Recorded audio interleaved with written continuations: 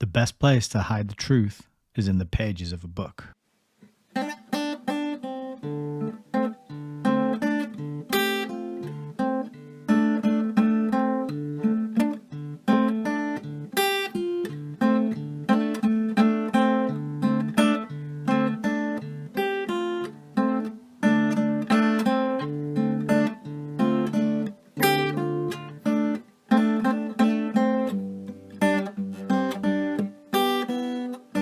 Maybe we should just read.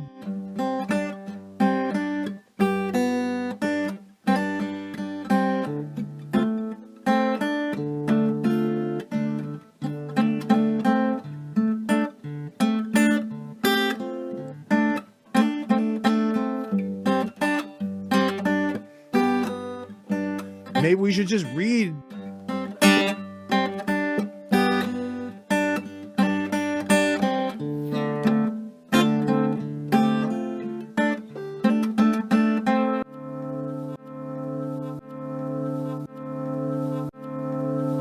Welcome to Hayes Reviews. Yes, good evening. Hello, everybody. How are you doing? This is Nick, creator of Hayes Reviews. We're back for another live stream tonight, and it is good to be back. Indeed, we tried to do this last weekend, and we had our efforts undermined by a dodgy internet service, which went out 15 minutes before the show was due to start, and it kicked back in an hour and a half later. But I'm sure it was just a coincidence. It went out for the whole city. This was last Friday. And so I abandoned the stream and decided I would try and do it on Sunday night. And then Sunday night didn't happen either. I was needed. I'm a husband. I'm a father. I have many other roles as well as a live streamer. And some of those roles sometimes have to take precedent. And so I apologize for the back and forth, getting people's hopes up, saying I was going to do it, then not being able to do it. I felt very terrible about letting people down, but we are here tonight and we are going to be continuing with our reading of Zbigniew Brzezinski's book, Between Two Ages. I've listened back to part one in this series a couple of times now, but each time I fell asleep.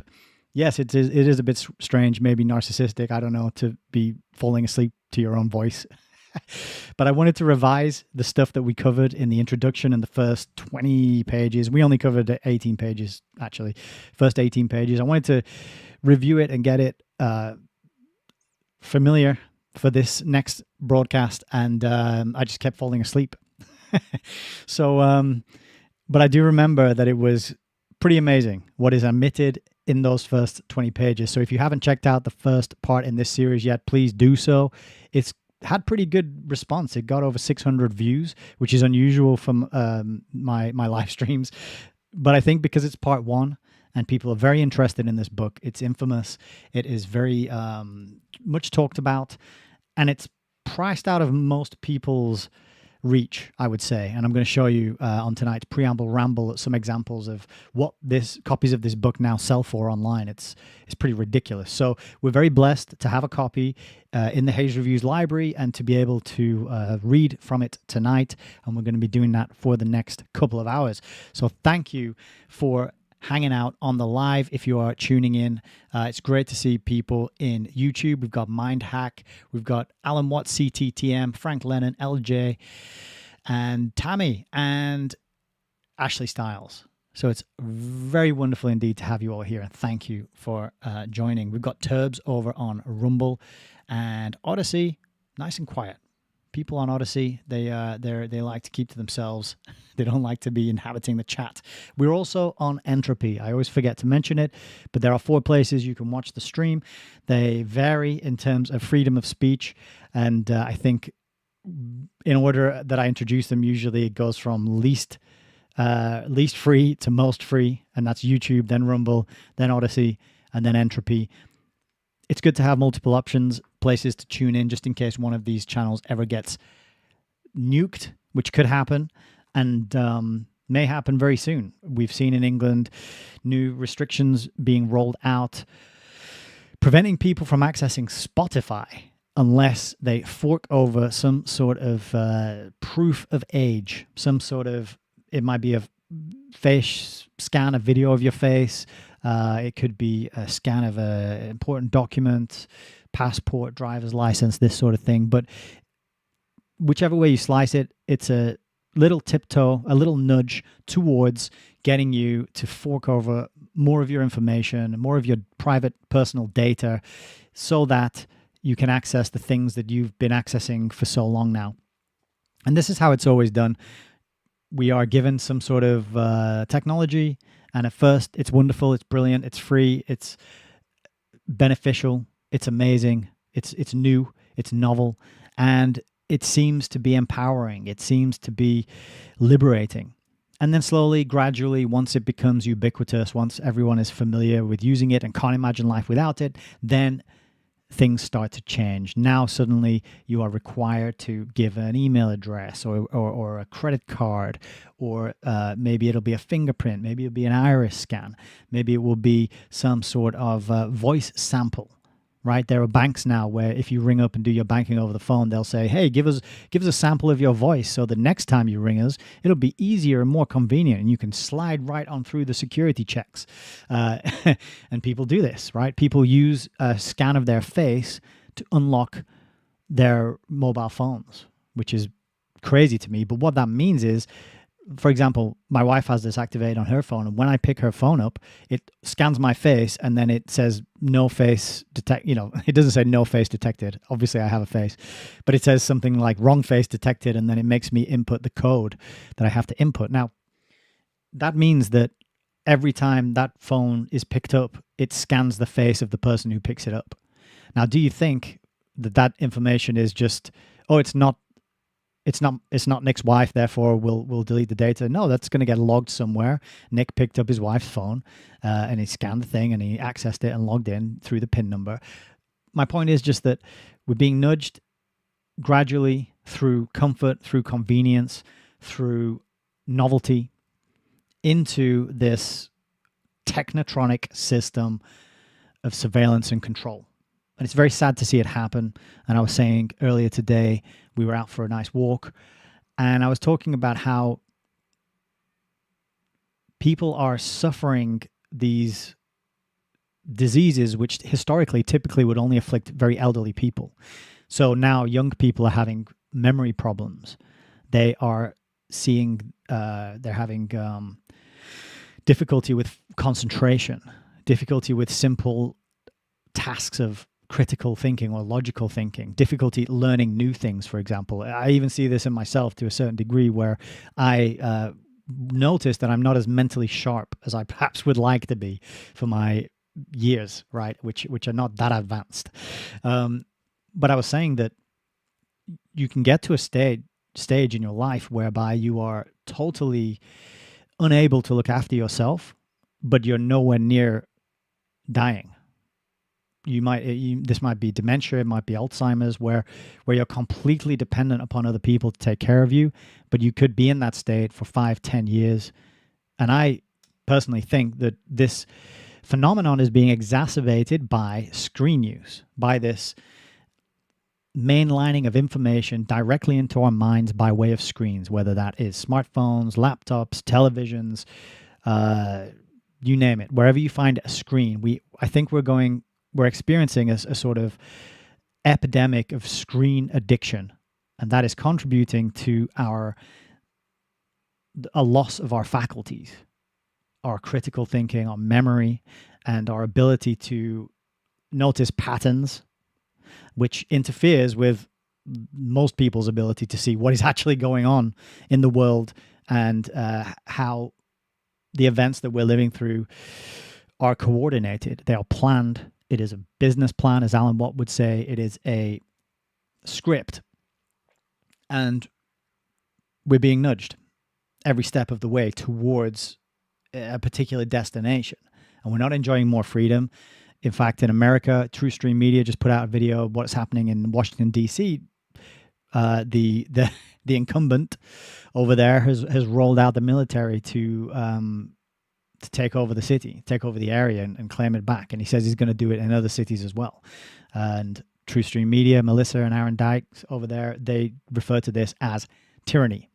Now, the problem is that because people's ability to spot patterns, to think critically, to consider evidence and remove the contradictory things in order to make a coherent narrative that makes sense, people have lost that ability, and now they can't see tyranny when it is literally on their doorstep and on the street in the city where they live. It's incredible. And so I was saying that our use of screens is problematic. It's causing us to have a real fragmented approach to life in our thinking. We are struggling to learn. We're struggling to retain information, and people are therefore not doing what's difficult.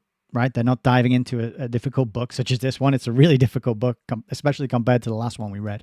It's a really difficult book, in my opinion, for me anyway. People don't want to dive into difficult books, right? They want to just go for the quick, bite-sized, snappy, hot take, clickbait, fear porn, adrenaline-inducing, outrage content, because that is what they're addicted to, and that's what gets their internal chemicals firing and swirling around, and it gives them that hit that they need to the outrage or the fear or the anger or whatever it is that they're addicted to, and they can just get it at the click of a button whenever they want. And people do get addicted to these kinds of states. It seems strange to say, but some people are completely addicted to fear. They're addicted to anger. They're addicted to outrage. And this is why that kind of content keeps getting made, keeps getting eyeballs, keeps getting clicks, keeps making money for the people who make it. So we're not doing that on this channel. Here, what we're trying to do is slow things down, approach a book with curiosity, with the intention of learning something that we didn't know before. And we're trying to get into the mindset and the worldview of the types of people who are carrying out this business plan that we're living through. And so that's what we're going to be doing tonight. So great to see everybody here. I'm very excited to be back. And I am assuming that the broadcast is coming through loud and clear. I hope that is true wherever you are watching it. From my side, it looks like it's all good. So we can get into our preamble ramble. I do have a little one prepared for you tonight. I say little one, but you know me, I could probably eke it out into a much longer one. So we'll just get into it. So this is the first thing I wanted to show you. After part one in this series, we had a look at the book. And a friend of mine who was watching the stream sent me a message, and she said, you know what? I was just sitting there when it suddenly hit me that the front cover of the book, what the design on the front cover is actually a sigil. And I said, what? That's crazy. I'm not even sure what a sigil is, but I know it has something to do with magic. And she sent me this picture, which is a page from a book, page 262. It's not from this book. It's from a book that I'm going to show you in a minute. And this shows magic symbols of devils from the Lemegeton. So I don't know what the Lemegeton is. It's probably some dark magic spell book or something or other. I don't know. But if you look at these images, you can see the pentagram there on the top left. You can see these little sort of crucifix type things. This one here kind of looks like men's genitalia, right? This sort of makes a face. These are eyes. Maybe a sort of double crucifix here, upside down crucifix, a little devil's tail on this one. They're kind of weird, they're kind of creepy, but they're very distinct. I think they look like they have been drawn. They don't look like the scribblings of a child. They've been drawn with intention for a purpose and a reason. And my friend was comparing this to the front cover of Between Two Ages.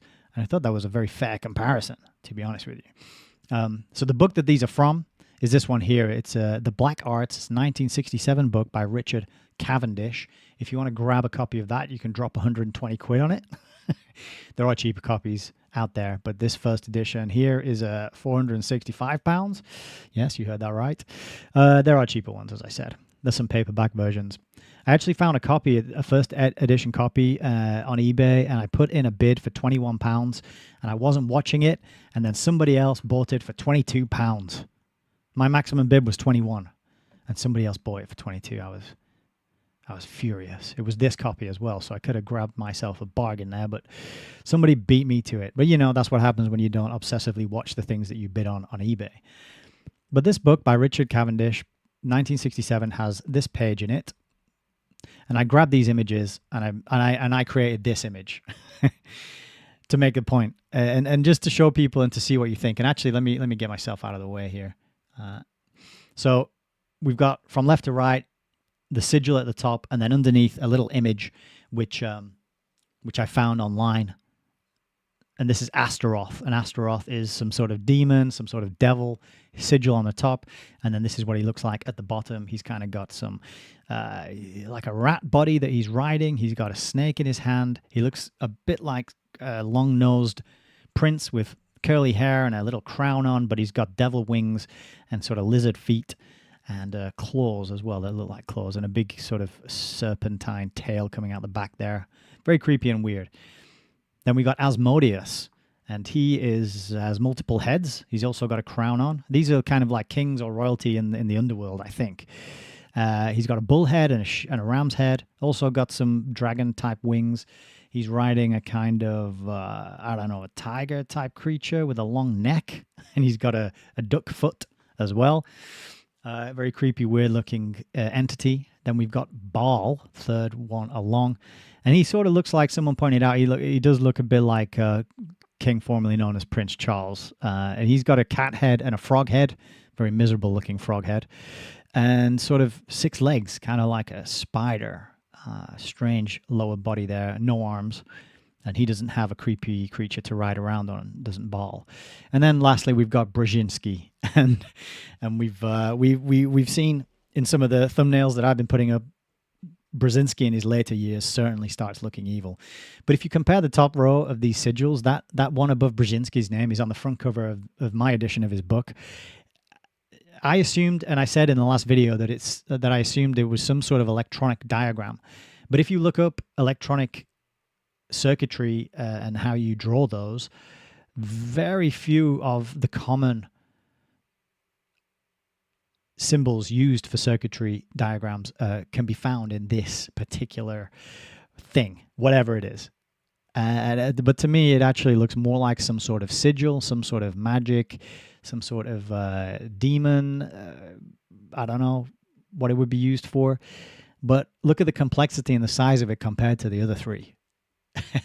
And if it follows that this is some sort of sigil, some sort of magical device for, I don't know, calling upon the powers of an entity, what the heck is being tapped into here compared to if Astaroth, Asmodeus, and Baal have those relatively small, relatively simple sigils there, what the heck is Brzezinski imbuing, calling upon on the front of his book, Between Two Ages? I don't know. I don't have the answer, but I just wanted to put that up there for people's consideration, because it's by thinking a little more laterally, thinking, making connections between things that I think we can reveal some more interesting truths, right? So here we are. I'll bring myself back and we'll carry on with our little preamble ramble. This is The Guardian, and this is Zbignew's obituary. And this was published in 2017, Sunday, the 28th of May. And there's a couple of interesting tidbits in this that I thought would be worth getting on the record, adding to our knowledge of the biography of Brzezinski and what he was up to, what he did, what he achieved, what kind of circles he was swimming in while he was alive. I did mention on the last one that he didn't quite make it to 100 like his rival Kissinger did. He died in his late 80s, so he wasn't privy to that level of healthcare that Kissinger enjoyed. But it says here that 89, there you go. He died at age 89. He was one of the group of European exiles who did so much to steer American foreign policy in the second half of the 20th century. Doesn't it seem strange that non-Americans would end up steering American foreign policy? Don't you think that's a bit weird? They don't mention that, though. That's just me adding that in. It is weird to me. It's strange to me that so many people would end up in either Parliament or Congress with dual nationalities, right? That hold both American passports and passports for other nations. That seems strange to me as well, because how can you be sure of their loyalty to one or the other nation, right? You couldn't. But anyway, like Henry Kissinger, it says, Brzezinski was a graduate of the Center for International Affairs at Harvard University. He served as National Security Advisor from 1977 to 1981. He also had to deal with the opening of diplomatic relations with communist China. So Brzezinski was very interested in communism. It was his, I think it was his PhD subject. And he wrote this book, Between Two Ages, with the help of some sort of communist institute. He was the son of an aristocratic Polish diplomat, and he was strong anti-communist. And it says this again and again. The mainstream info we read about Brzezinski, they want to make it very clear that he was a staunch anti-communist. But there he is, having a good old laugh with Heinz Kissinger, and Zbigniew Brzezinski. And that reminds me of that meme that goes around of the kind of reptilian-looking businessmen all having a laugh and a giggle, you know, and they say something like, and then we told them, hands, face, space, and they're all laughing, and like they've just pulled a fast one over everybody. That's what this kind of looks like to me. It looks like they are enjoying an inside joke that has gone on for a long time and that they will probably be taking to their graves with them. Although maybe they're not in the graves, maybe they're actually in the afterlife somewhere, ruling over some sort of fiery hell pit. You know, who knows where they are now. But the article says, because of immigration restrictions, Zbigniew went to McGill University in Montreal. And then as a graduate student, he went to Harvard in 1951. And this was just as the study of international relations and regional affairs was being enthusiastically promoted and lavishly funded by foundations connected to the U.S. foreign policy establishment and the CIA. I thought that was a interesting little tidbit for them to throw in there. So Zbigniew Brzezinski was riding a wave of international relations and regional affairs funding, which came from foundations and the CIA. So again, just admitting that it's really the CIA, groups like the foundations, the big foundations. This is really where power, planning, control, influence exists. And then, of course, Zbig himself went on to found the Trilateral Commission. He also attended the Bilderberg meetings and the CFR as well. But yeah, a little admission there that kind of reveals a bit more of the truth of things. It says that the leading intellectual theory at the time was realism, and these are doctrines that lent themselves well to the political requirements of the US's Cold War leaders, as well as to the emotional needs of the numerous and intellectually well-equipped emigres from a Europe that had come to be dominated by Hitler. And I would like to know the nature, like who specifically are these numerous and intellectually well-equipped emigres? Because if they're running away from Hitler, I have a feeling I might know which group of people we're referring to here. But it could also just be talking about the scientists that were brought over, once the war had ended by way of Operation Paperclip. But yes, certainly numerous and intellectually well-equipped emigres did flood in to the States after World War II. And as in the case of Zbig, ended up with immense positions of power, influence, and authority, which is quite amazing for foreign non-American people to be able to do that, right? It says, unlike academic theorists such as Morgenthau, Strauss, Hooper, or J.H. Hertz, or strategic thinkers such as Kissinger and Herman Kahn, Brzezinski was not Jewish. But all the other ones were. Interesting little tidbit that they threw in there. A bit further down, it says, Brzezinski was active in many establishment foreign policy institutions, such as the Council on Foreign Relations and the Bilderberg meetings. In 1973, with the backing of David Rockefeller, he founded the Trilateral Commission, which he constantly advocated moderation in U.S. policies. All three institutions were the target of paranoid suspicion on the American right. Of course. It's paranoid suspicion, and it's coming from those far-right, nationalist, extremist Christians who pay attention to these groups and ask what the hell are they up to and why do they have so much power and why is it that the books they write seem to tell the future and that everything that they say must happen seems to then happen.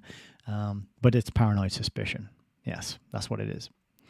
It says that through the Trilateral Commission, which advocated cooperation between the US, Europe, and Japan, he met Carter, and then he became Carter's chief foreign policy advisor.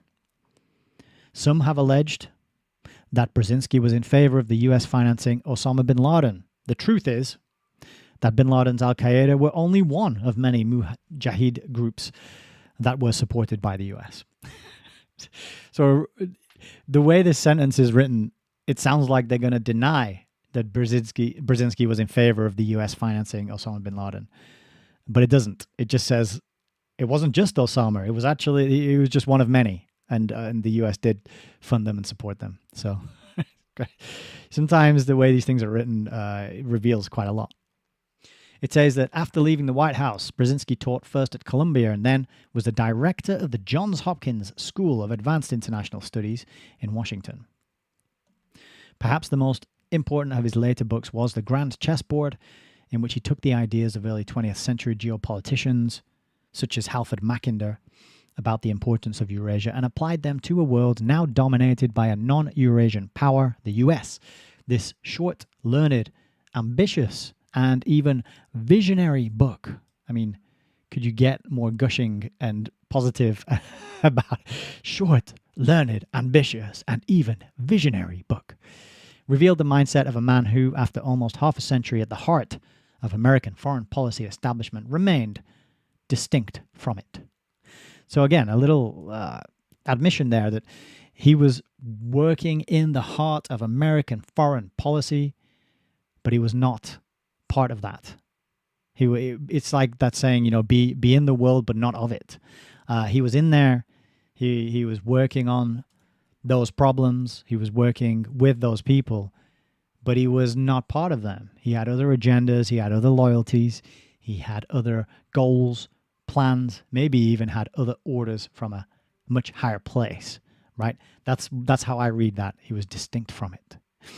Then finally, he makes a prediction, and he says that the U.S. is destined to be not only the first, but also the last truly global superpower. So that is quite a prediction. What did he know? Well, he knew the plan. But it's amazing to see these kind of predictions in light of the time that has passed since they were made, what's going on in the U.S. today. Of course, amazing when these kind of predictions come true, isn't it? So that is a Guardian obituary to Zbig.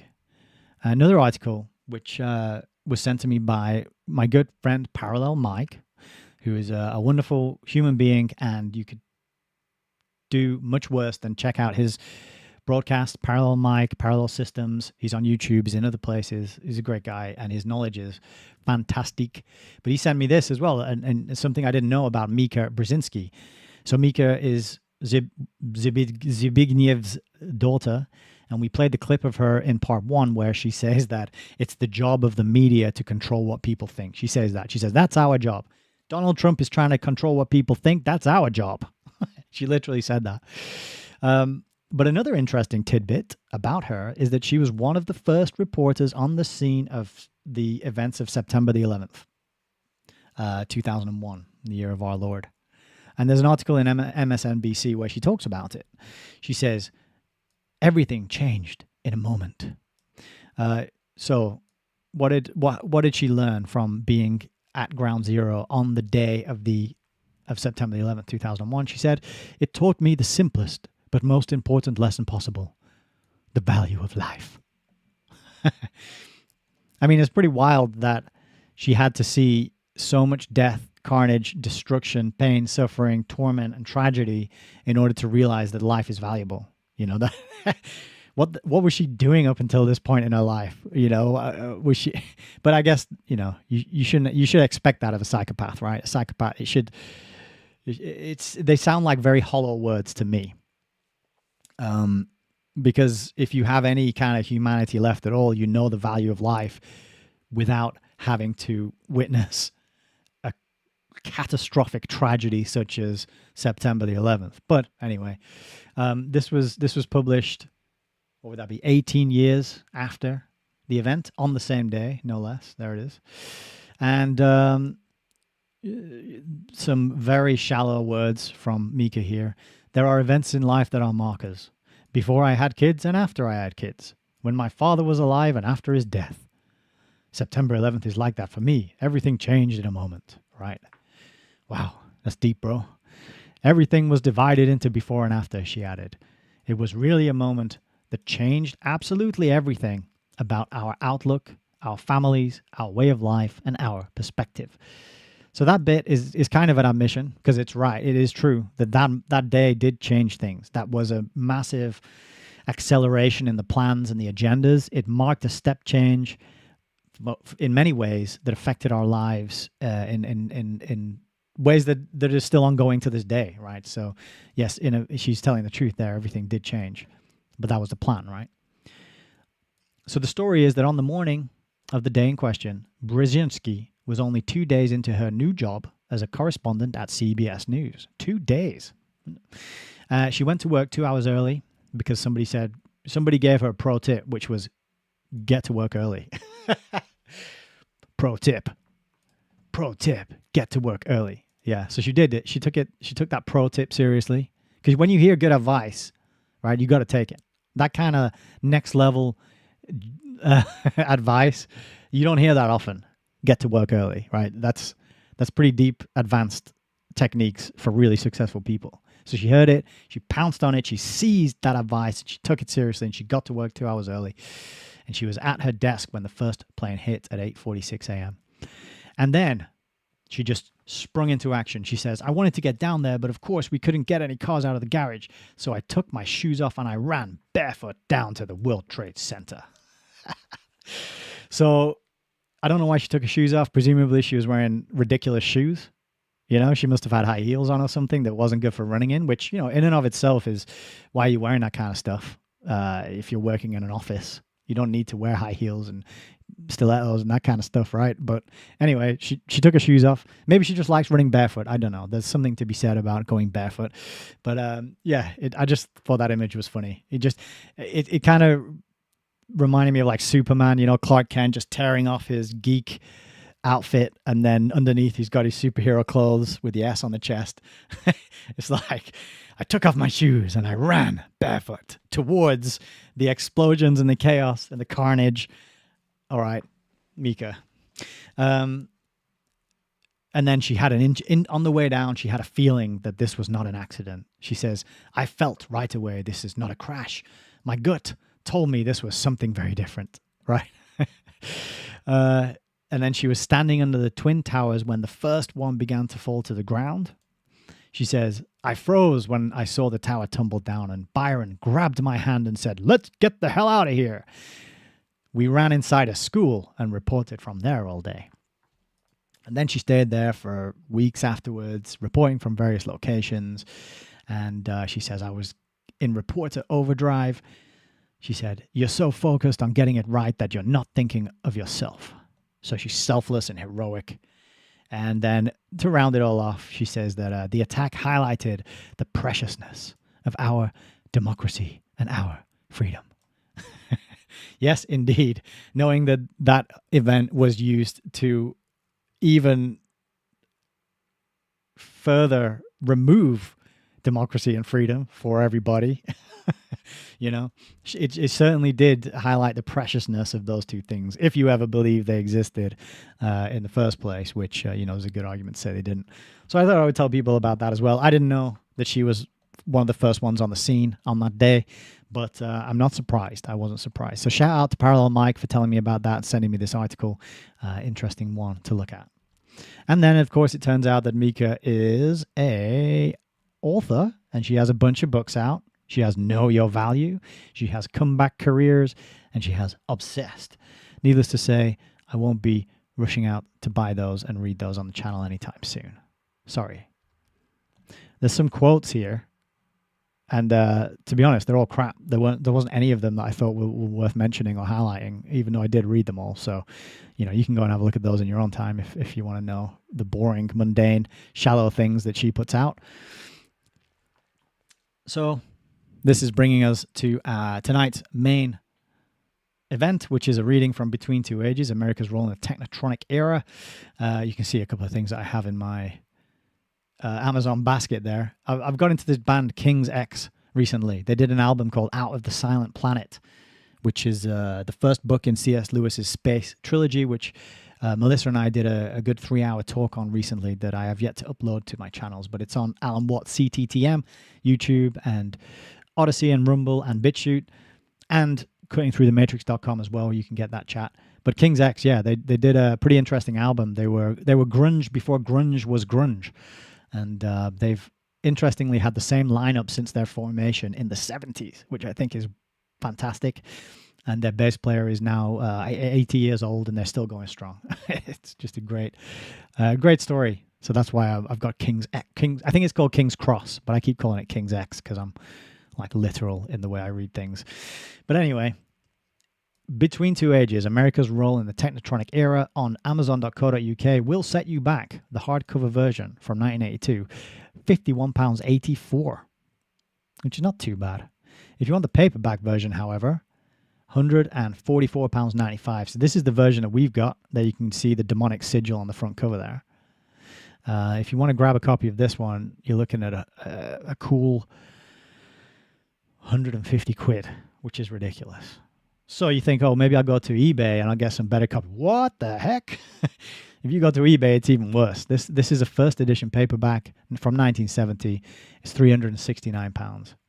What I found interesting when and I've actually just disproven this theory, but when I was prepping this earlier, I noticed that the front cover of the hardcover on both eBay and Amazon is just shown as this red rectangle. They don't have an image of the front cover, and I was thinking maybe that's because of this sigil on the front of it. Maybe they're trying not to display that, but they're showing it here. But you'll see that other copies of the book, the 1971, doesn't have that sigil on the front. It's got a totally different thing. Little square design there. The hardback listings never have a front cover. It's just a red block, which is kind of strange. This one has its front cover showing again. And here's the copy that we're reading from, £45.82 on eBay. And the hardcover there, £58.38. But none of these copies are cheap. You see the point, right? The first edition paperback, £133 there.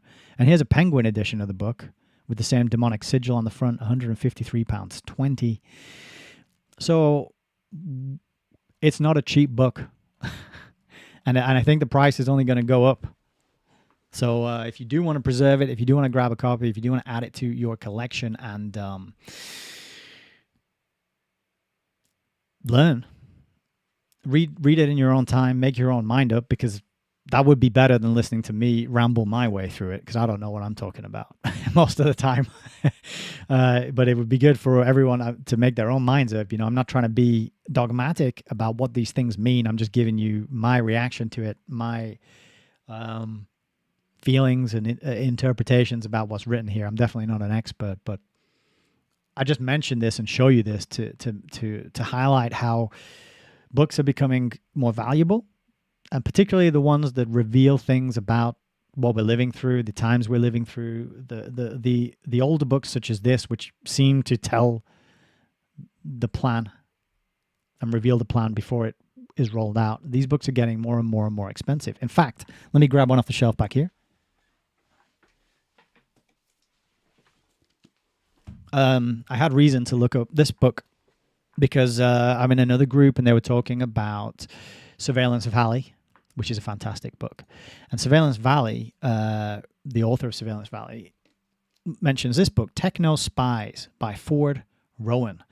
And this fellow was an ABC news reporter, and he broke the story on all the data collection by the FBI and the CIA.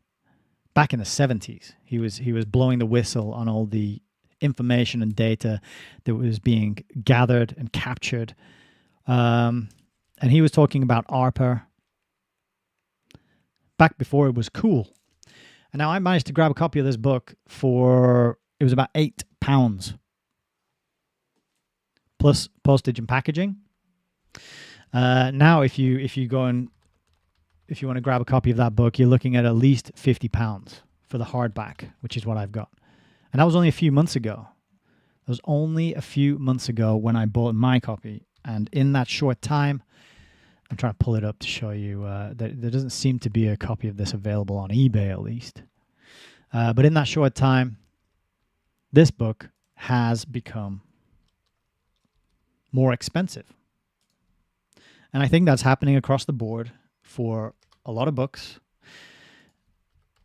And so if you do find any, they're not going to get cheaper. That's my point. I do not think they're going to get cheaper. So if you can, preserve them. If you have some of them already, maybe copy them, put them somewhere safe. Maybe make your own YouTube channel and read them to people and talk about them. That would be even better, right? I think I've mentioned it many times, and I'll probably continue to mention it, but books are valuable. They're going to be rarer. They're going to be harder to find. And in fact, Jay Dyer made a post over on, I think it was on Twitter, but it's not called Twitter anymore, is it? It's called Cross. No, wait, it's not called Cross. It's called X. But he made a post on there. Let me see if I can dig that up. He's called something like Jay Dyer 007.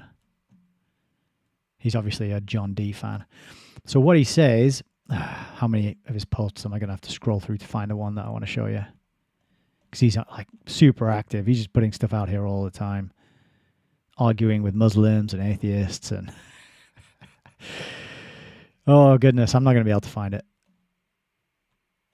He's got a third book out, though, Esoteric Hollywood 3, which I know you can't see what I'm looking at right now, can you?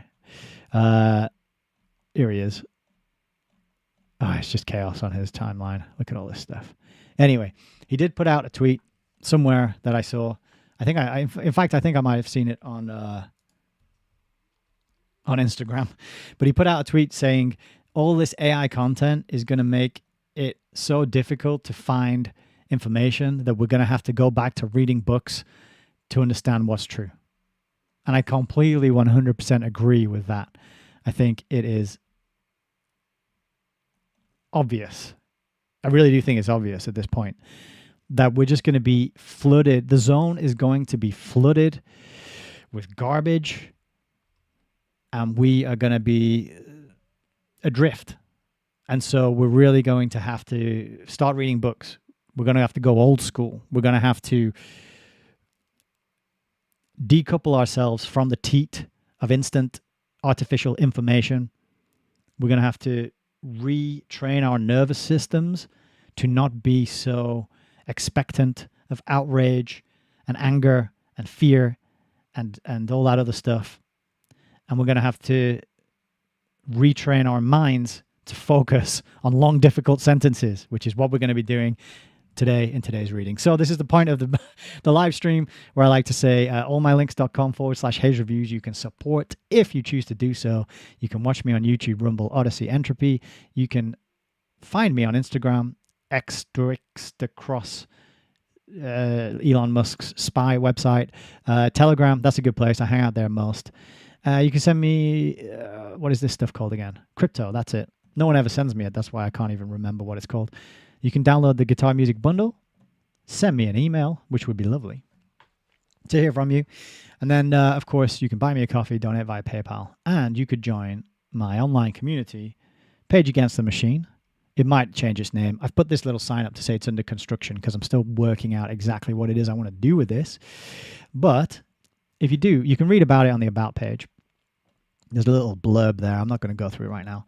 We've got exclusive live streams inside here of these 3 books that are not available anywhere else. So for a small monthly fee, you can get on in there and watch those books, my reading of them, my discussion with the community members, and we are currently working our way through the first global revolution on Wednesday nights. So if you want the replay to those, or if you want to join in on the action, join the live stream and give us some feedback, some comment, then you can do that.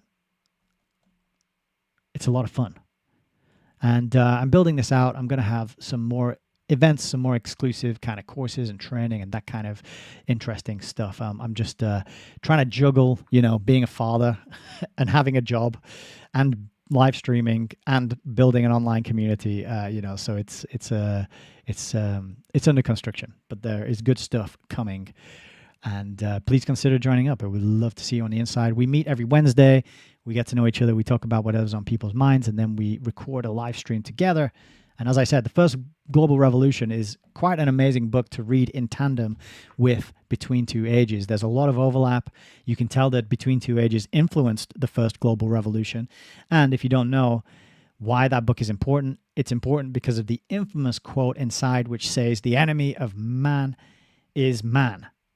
And they decide that the enemy that they're going to use to unite the world's people underneath a one world type government system is global warming and climate change, or global climate warming change, as we like to call it. It's quite an amazing book, and full of admissions, full of propaganda. It's a lot of fun to read that and pick it apart. And we are about, let's see, how far through that are we? We're about 2/3 of the way through it. So if you join up now, you can be on the call next Wednesday and you can take part. Why not? What have you got to lose? That brings us to the end of tonight's preamble ramble. I feel like I just whizzed through that quickly at breakneck speed.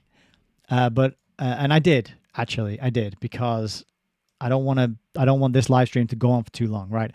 Got a son to look after. I got to be part of his life and help change the nappies and all that good stuff. He's currently switched to a 2-day Punami model.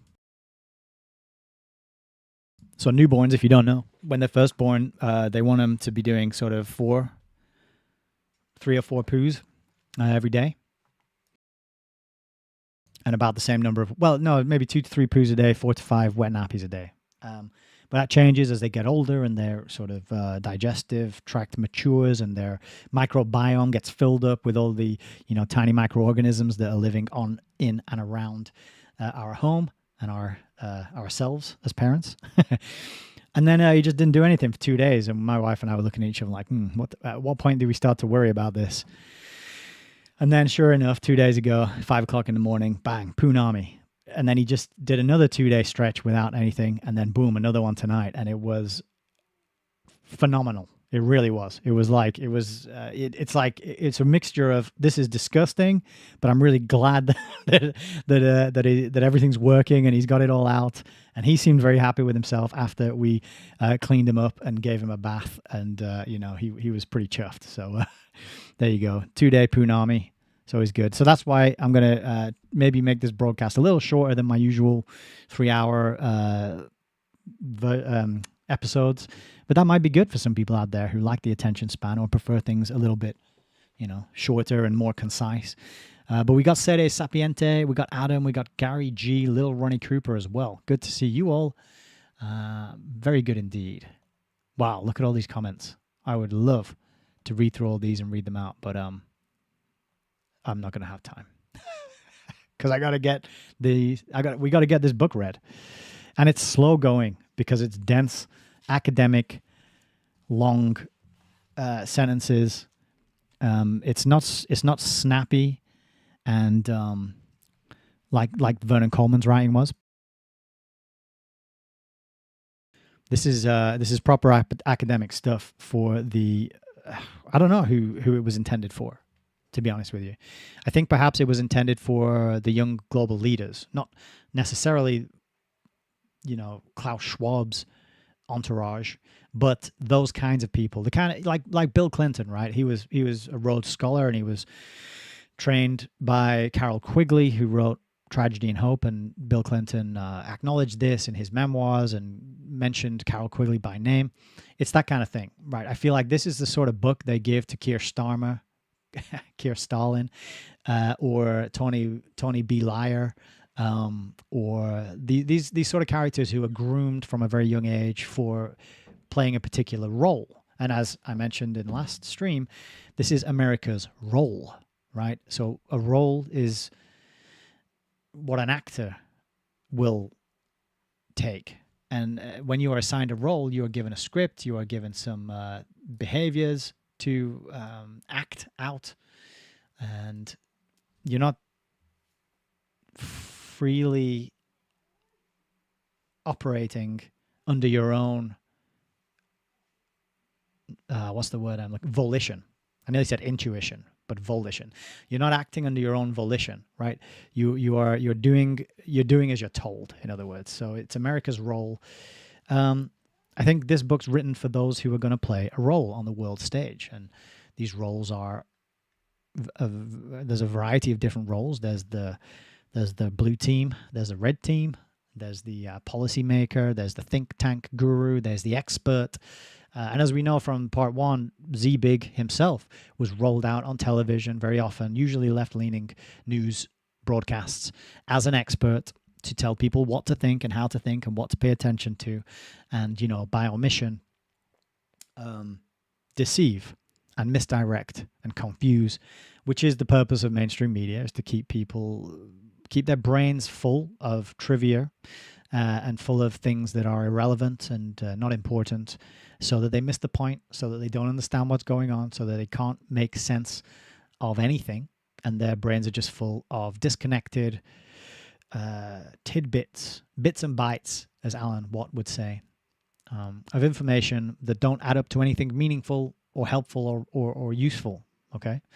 So I think this book is for the people who are actually in the know, the people who are told how things really work, what the plan really is, and then get rolled out onto the world stage to deceive everybody else. I don't think this is meant for public consumption so much, but that's based on me having read 18 pages of it, so I don't know what I'm talking about. Let's carry on with it. We have got the next section tonight is global absorption. Okay, so, but, now, how do you should never start a sentence with but. Terrible writing, Zbig.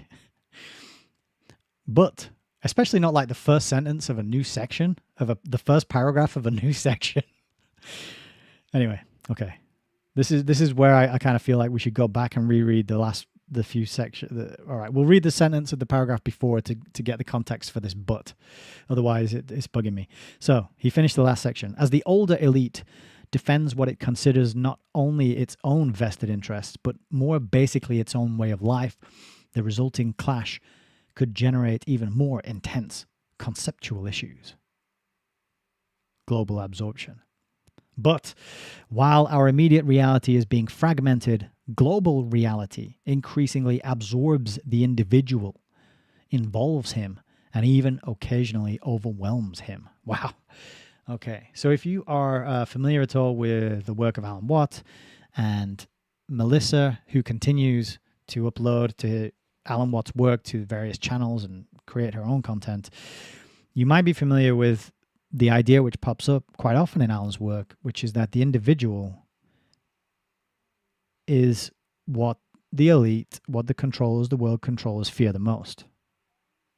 Because it's the individual, and I just heard Alan say this in a talk I listened to recently, it's the individual who can clearly articulate what is going on and help people see through the lies and the scams and the illusions that can really make a difference in the world. By communicating from the heart, by being spontaneous in their ability to describe things and put them together, sometimes with humor, sometimes in a way that makes people connect things they never would have connected otherwise. It's that individual voice, that individual soul, that individual who is carving their own path through life and isn't just falling into the well-trod path that has been laid out for them by the cultural engineers and the schooling system and all the other, and the religious systems and all the other systems and methodologies and scams and schemes that have been put out there for us, right? So it's very interesting that this section opens up with how the global reality is absorbing the individual. That is quite a tell, for sure. So it's absorbing, involving, and overwhelming the individual. And doesn't that ring true today in 2025? This was 1970, but today in 2025, how many people are just just glued to their little glowing rectangle because they're obsessed with following along some tragedy that's occurring in another country, while tragedies are occurring in their own country, in their own cities, in their own communities, but they're not involved in those. Instead, They're caring about some other place that they've never been, and a group of people. And terrible things are happening in these other places. That's absolutely true. But that global reality, reducing you to a bystander, to someone who's just consuming, taking in data and being witness to these tragedies, it's disarming, it's disempowering, and it's disgusting. But he's just there. It is. That's what's happening. Global reality. So continuing. See, we haven't even got through the first sentence tonight's reading. Well, it's not looking like we'll get to the end of this chapter, but we will soldier on. Oh, hang on. I need to hit that live chat thing as well, because if anyone doesn't know, if you stream on YouTube, there's top chat and live chat, and if you don't click to live chat, then it automatically censors your messages and I miss things. But anyway, continuing. The changes wrought by communications and computers make for an extraordinarily interwoven society whose members are in continuous and close audiovisual contact, constantly interacting, instantly sharing the most intense social experiences. Remember, this was written before smartphones, right? And prompted to increase personal involvement in even the most distant problems. What was I just saying? The new generation no longer defines the world exclusively on the basis of reading, either of ideologically structured analyses or of extensive descriptions. It also experiences and senses it vicariously through audio-visual communications. And I'll just add to that, we're now in the era where audio-visual communications can be faked, deep-faked, can be AI generated, and I think they've been at the level where we can't tell them from, without forensic analysis, frame-by-frame analysis, the casual observer is not going to be able to tell what is generated audio-visual information and what is authentic audio-visual information. I think that's probably been the case for longer than we realize, but certainly now the cat's out of the bag. And so any interview, any footage needs to be dealt with extreme skepticism, caution, discernment, and this is why books are fastly becoming superior as ways to learn and get knowledge, right? Which is why you should join my online community and read books with us. But yeah, just amazing that he wrote this in 1970. Continuing. This form of communicating reality is growing more rapidly, especially in the advanced countries, more rapidly than the traditional written medium, and it provides the principal source of news for the masses. Quote, by 1985, distance will be no excuse for delayed information from any part of the world to the powerful urban nerve centers that will mark the major concentrations of the people of Earth. That's a quote from, I don't know where that quote's from, actually. We're going to have to go to the back of the book to check it out. Footnote 9. He's got some footnotes are on the page at the bottom, which is great, and then some are at the back of the book, which is a pain in the ass. So that footnote is from, that quote is from The United States and the World in the 1985 Era, pages 90 to 91. It's a 1964 book. Continuing. Global telephone dialing that in the more advanced states will include instant visual contact, and a global television satellite system that will enable some states to, quote, invade private homes in other countries will create unprecedented global intimacy. You know, and he says will, not because he's making a prediction. He doesn't say might, doesn't say may, doesn't say could. He says it will invade. So this is warfare, right? This is what people, I think, often overlook or don't understand or refuse to accept, is that information, the information scape that we are all in and part of, it's a battleground. It is a war. It's a war for the mind. It's a war for your attention, for your compassion, for your humanity, really, if you want to boil it down to one word. That's what's under attack here. And by being constantly desensitized to violence, pain, suffering, you see that humans are being reduced to objects, and it is dehumanizing those of us who participate in violent computer games or violent films or sexual content or pornography. All this stuff contributes to the dehumanization of human beings. And it's a war, and it's being done on purpose, and that is all weaponized content.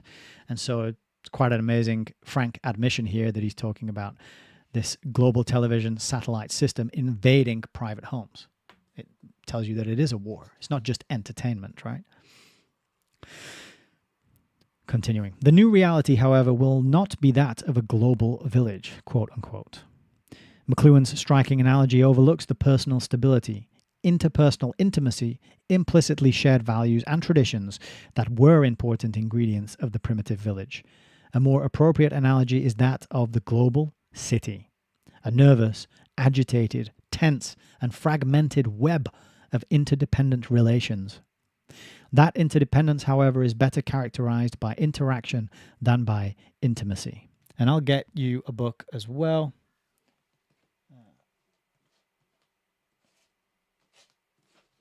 There we go. This is another one that's kind of a bit pricey. I got it for much cheaper, but copies of it the price seems to be going up. This is a book called Our Global Neighborhood, and it's the report of the Commission on Global Governance. So another think tank, another institute, same kind of people who put out work like the Club of Rome, Council on Foreign Relations, Royal Institute for International Affairs, right? That kind of thing. If you've never heard of them, the Commission on Global Governance. When people tell you global governance is not a thing, it's just a conspiracy theory, you could grab a copy of this book. That's one we might read on the channel at some point, but Our Global Neighborhood. So Zbigniew is not just pulling concepts out of thin air, and he's not the only one thinking about and talking about these things. He's one of many. But this global village, global city concept, right? It's sad to hear this description. That it's characterized by interaction, not intimacy. And how true is that? There's a lot of interaction going on. There's a lot of people living their lives, bouncing into each other, crossing paths, interacting, transacting in a city. But how much actual intimate connection is going on? How much close, care-based, empathetic, compassionate, human-to-human, soul-to-soul, heart-to-heart, mind-to-mind connection is taking place? We're all crammed together, but there's this paradox which means that despite our close proximity to so many people, we still live lonely lives.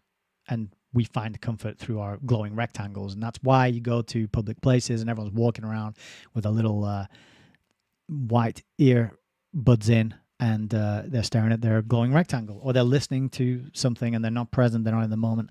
And they're not interested in the human beings around them for the most part. It's incredibly sad. But that's just to say that he's right. It's better characterized by interaction than intimacy. So continuing. Instant communications are already creating something akin to a global nervous system. Occasional malfunctions of this system because of blackouts or breakdowns will be all the more unsettling precisely because the mutual confidence and reciprocally reinforcing stability that are characteristics of village intimacy will be absent. Again, there's that word, will be absent by design from the process of that nervous interaction. Man's intensified involvement in global affairs is reflected in and doubtless shaped by the changing character of what has until now been considered local news. Television has joined newspapers in expanding the immediate horizons of the viewer or reader to the point where local increasingly means national, and global affairs compete for attention on an unprecedented scale. Physical and moral immunity to foreign events cannot be very effectively maintained under circumstances in which there are both a glowing intellectual awareness of global interdependence and the electronic intrusion of global events into the home. This condition also makes for a novel perception of foreign affairs. Even in the recent past, one learned, about international politics through, even in the recent past, one learned about international politics through the study of history and geography, as well as by reading newspapers. This contributed to a highly structured, even rigid approach in which it was convenient to categorize events or nations in somewhat ideological terms. Today, however, foreign affairs intrude upon a child or adolescent in the advanced countries in the form of disparate, sporadic, isolated, but involving events. Catastrophes and acts of violence, both abroad and at home, become intermeshed, and though they may elicit either positive or negative reactions, these are no longer in the neatly compartmentalized categories of we and they. And a great example of that is what I would say, what I saw happening, or what I thought might happen with the Israel-Palestine shit show. Because there's such a huge Muslim population here in the UK now and growing, and Mohammed was the most popular name for newborn babies for the second year in a row. I just saw that announced recently. And the Telegraph also published an article saying that native white Britons are going to be a minority in the next 40 years. So there's this large and growing population of Muslims here. And of course, the British government and military supply weapons and arms to Israel. And that leads to a conflict because there's a significantly large minority of people who disapprove of the establishment's support of Israel and its arming of Israel and what Israel's doing with those weapons. And I could just see it leading to a kind of civil war in our country, which is ridiculous, that our country could be divided and torn apart, and we could see violence erupt on our streets because of something that was happening somewhere else. Same thing happened when George Floyd got his neck stepped on. Black Lives Matter protests erupted all over the world, and I happened upon one. It was during lockdown, and the police were looking after it and escorting it and protecting them and encouraging it and taking part. And then I went to an anti-lockdown protest, and police were kicking people's heads in and kettling them and being brutes, being bullies, which is what police do. But again, that was an event that happened in America. Why there needed to be protests in Bristol here in England, or London here in England, didn't make any sense. But it's coordinated, funded, planned, and done on purpose and done by design to divide and conquer people, right? So this is like what he's talking about, is that now it's not only domestic events that can be used to divide and conquer and intimidate and control people. It's things in other countries. You can whip up a frenzy. You can whip up people into an outrage for something that happened so far away in a totally different place. It's just bizarre. But like they say, like he says here, he goes on to say, television in particular contributes to a blurred, much more impressionistic and also involved attitude toward world affairs. Anyone who teaches international politics senses a great change in the attitude of the young along these lines. Well, we all know that television is one of the main mind control devices that's ever been rolled out.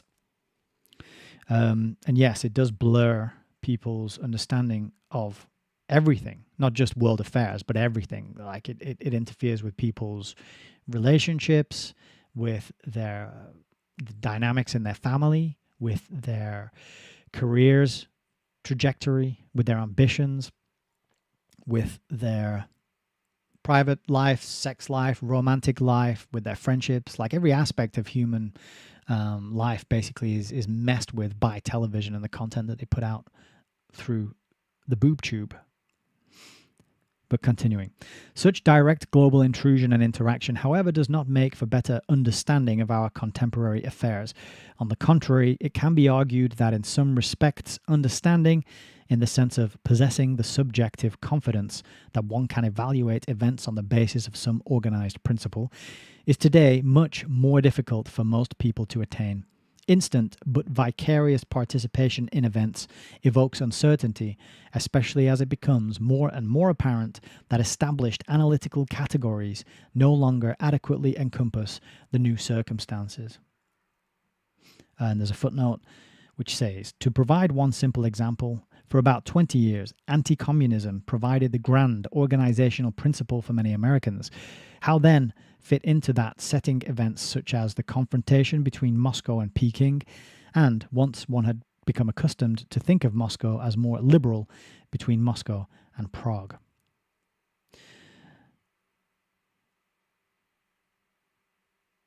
Yeah.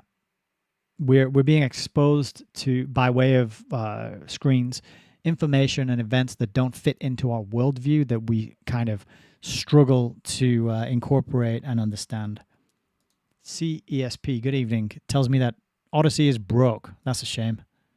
It was dodgy last time, actually.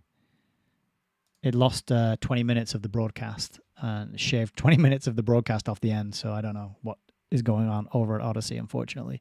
Try Rumble. Try Entropy. So continuing, the science explosion, the most rapidly expanding aspect of our entire reality, growing more rapidly than population, industry, and cities, intensifies rather than reduces these feelings of insecurity. It is simply impossible for the average citizen, and even for men of intellect, to assimilate and meaningfully organize the flow of knowledge for themselves. In every scientific field, complaints are mounting that the torrential outpouring of published reports, scientific papers, and scholarly articles, and the proliferation of professional journals make it impossible for individuals to avoid becoming either narrow-gauged specialists or superficial generalists. That's a really good point too. It's like we're drowning in information, much of it contradictory, arbitrary, disconnected, and so you kind of know a little bit about everything, and nobody really knows a lot about much. The footnote here says, it's estimated, for example, that NASA employs 15,000 special technical terms, all of which are compiled in its own thesaurus. It's also estimated that the number of books published has about doubled every 20 years since 1450, and some 30 million have by now been published. The projected figure is 60 million by 1980. Wow. And that science alone sees the publishing of 100,000 journals a year in 60 languages, and this is doubling every 15 years. But again, I think it is all by design, because information must be controlled, but at the same time, you have to maintain this illusion that we're at the cutting edge of knowledge, while the true knowledge that enables the parasitic minority to continue dominating the masses, that knowledge has to be closely guarded and kept secret.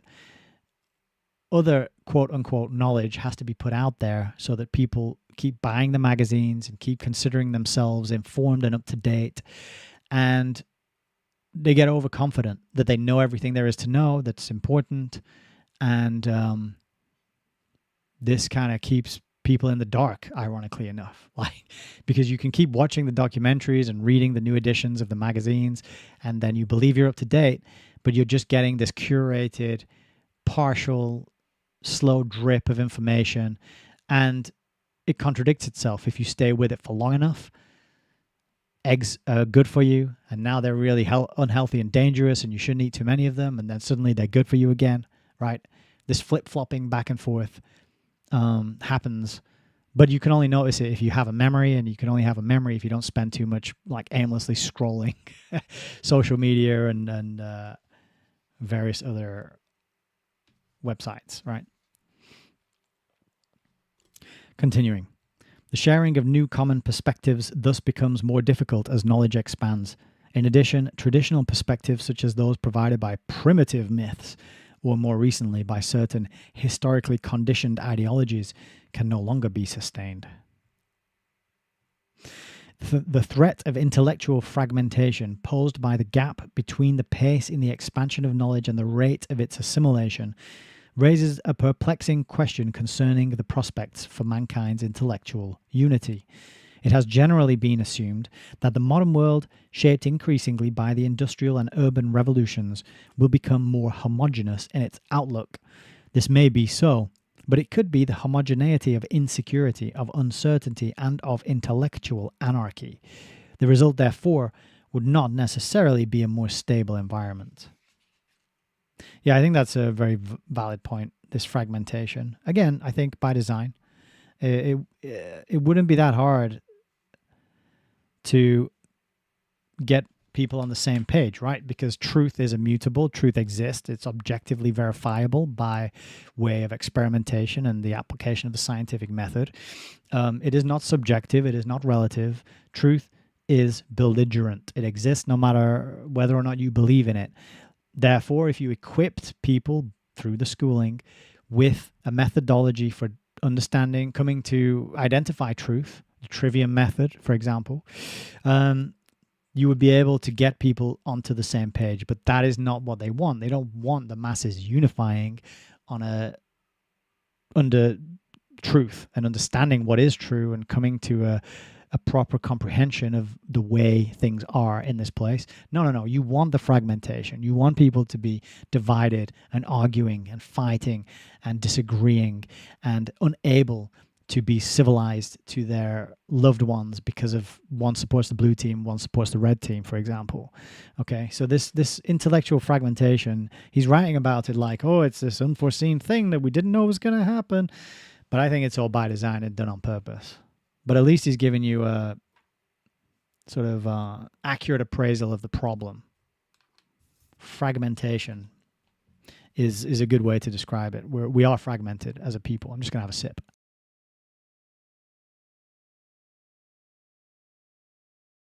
Divide and conquer ad nauseum. That's the way I like to think of it now. All right. We made it to chapter 2, believe it or not. Here we are. So we'll make a start in chapter 2, see how far we get. The ambivalent disseminator. The United States is the principal global disseminator of the Technetronic revolution. It is American society that is currently having the greatest impact on all other societies, prompting a far-reaching cumulative transformation in their outlook and mores. Well, yeah, America was chosen as the launch pad for this invasion of people's homes by way of Hollywood films and media, the celebrities, the stars that we all have to follow and look up to and emulate.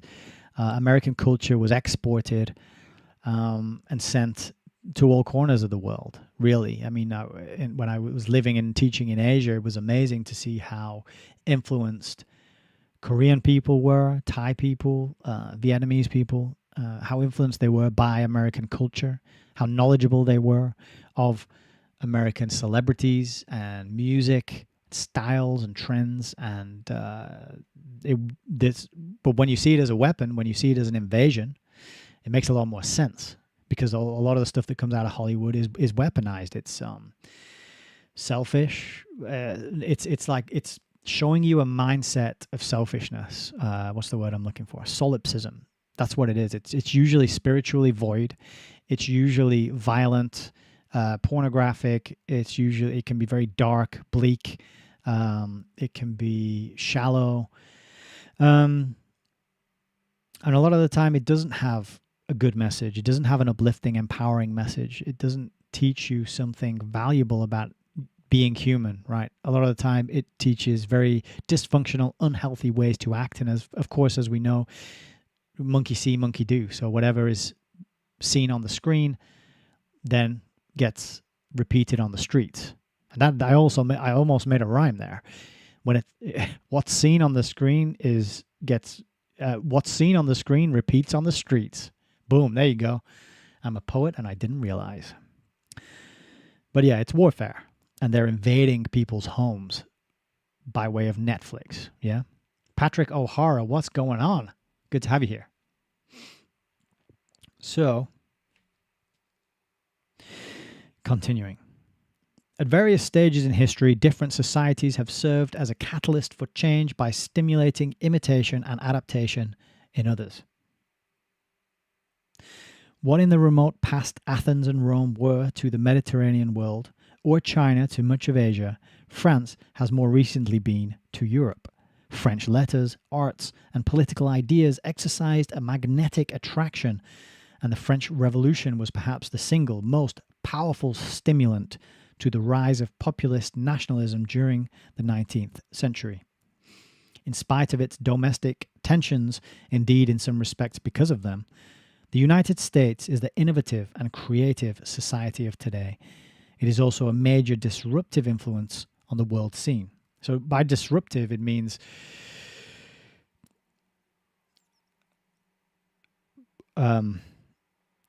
there's another word that I'm reaching for that would better fit here. Like, it's undermining cultures and societies around the world, right? This word disruptive is used, or disruption. It's used like a positive thing, like transformation, like progress.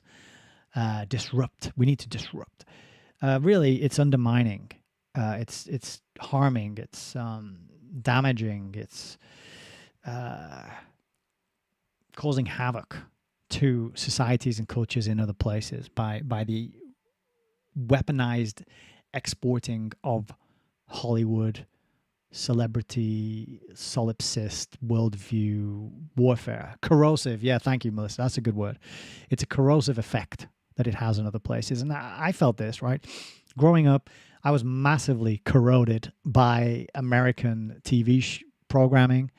And I went to America on 2 holidays.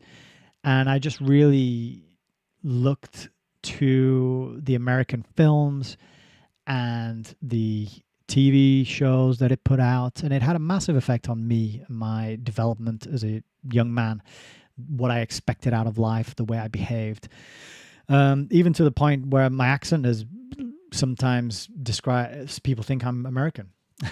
Not so much now. I think it's reverted back to a more British kind of accent. But when I was in Asia, when I came back to England, people thought I was American, thought I was from America. So the point is that this disruptive influence on the world scene it should be better. Yeah, I think is better thought of as a corrosive influence, as a destructive influence, maybe. But continuing. In fact, communism, which many Americans see as the principal cause of unrest, primarily capitalizes on frustrations and aspirations whose major source is the American impact on the rest of the world. The United States is the focus of global attention, emulation, envy, admiration, and animosity. No other society evokes feelings of such intensity. No other society's internal affairs, including America's racial and urban violence, are scrutinized with such attention. No other society's politics are followed with such avid interest. So much so that to many foreign nationals, United States domestic politics have become an essential extension of their own. No other society so massively disseminates its own way of life and its values by means of movies, television, multi-million copy foreign editions of its national magazines, or simply by its products. No other society is the object of such contradictory assessments. Yeah, well said. It's a great point. But again, weaponized and by design by the world controllers, you know. The American impact is the next section. Initially, the impact of America on the world was largely idealistic. America was associated with freedom. Later, the influence became more materialistic. America was seen as the land of opportunity, crassly defined in terms of dollars. Today, and this is 1970, today, similar material advantages can be sought elsewhere at lower personal risk, and the assassinations of the Kennedys and of Martin Luther King, as well as racial and social tensions, not to speak of Vietnam, have somewhat tarnished America's identification with freedom. Instead, America's influence is in the first instance scientific and technological. Yeah, and I'll say as well that when I was out in Asia, I did see a lot of people wearing NASA t-shirts, which I always kind of found strange, but it did become a sort of fashion thing. You know, I still see young people walking around with NASA t-shirts, and that has a lot of esoteric meaning behind it. Not only the word NASA, but also the logo, which kind of looks like the forked tongue of a serpent. But Waiting for the Miracle, the book by Alan Watt, is a good source, which goes into the links between words such as NASA, Nicaea, Nazi, these words that start with N and have a S or a Z sound in the middle. There's many of them. even place names. And there is a link to them all, and there is a connection and a reason why these words have continuity and pop up in certain places at certain times, right? There's a whole history behind that. So waiting for the miracle is worth getting hold of at cuttingthroughthematrix.com if you want to learn a little more about that. But the point Brzezinski's making here is that it's scientific and technological is now the main influence that America has. And you can see this in the use of Apple products all over the world now, the use of Facebook, of YouTube, of Twitter. These are all American exports, let's say. There's a footnote here as well, which says, as a sweeping generalization, it can be said that Rome exported law, England, parliamentary party democracy, France, culture and republican nationalism, the contemporary United States, technological, scientific innovation, and mass culture derived from high consumption. So yeah, I mean, when you when you put it in a side by side like that, democracy, law, culture, nationalism were probably all better than mass materialism. But continuing. Scientific and technological development is a dynamic process. It depends in the first instance on the resources committed to it, the personnel available for it, the educational base that supports it, and, last but not least, the freedom of scientific innovation. In all four respects, the American position is advantageous. Contemporary America spends more on science and devotes greater resources to research than any other society. Another footnote. According to a 1968 congressional report, quote, current spending on research and development in the United States amounts to some $24 billion annually, about 2/3 financed by the federal government, which means financed by the taxpayer. In contrast to a mere $6 billion in all of Western Europe. The Soviet figure has been estimated to be in the vicinity of 8 billion rubles, but American costs being higher, 1 ruble buys approximately $3 of research. In 1962, according to the Organization for Economic Cooperation and Development, the OECD, the United States was spending $93.70 per capita on research and development.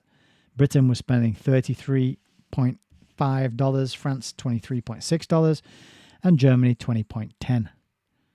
As a percentage of gross national product, the United States expenditure on research and development amounted to 3.1, Britain's to 2.2, France's to 1.5, Poland's to 1.6, Germany's to 1.3, and the Soviet Union's to 2.2. And it just goes on with a lot more stats like that I don't think we need to wade through. But the point is that America is the center of innovation. But what's getting researched? What is getting funded? What kind of technological development is being done?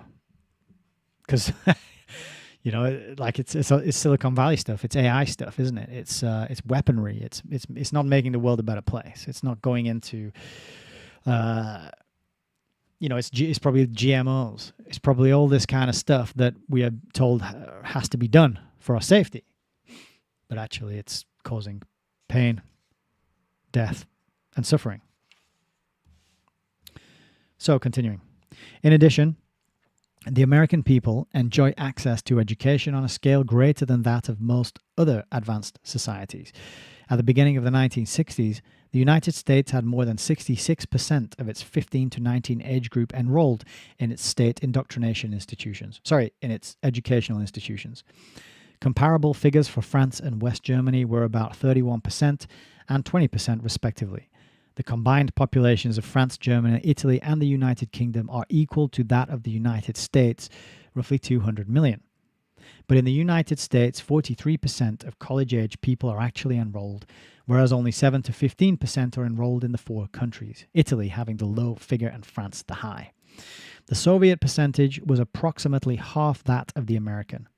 In actual numbers, there are close to 7 million college students in the United States and only about 1.5 million in the 4 European countries. At the more advanced level of the 20 to 24 age bracket, the American figure was 12%, while that for West Germany, the top Western European country, was about 5%. For the 5 to 19 age bracket, the American and the Western European levels were roughly even, and the Soviet Union trailed with 57%.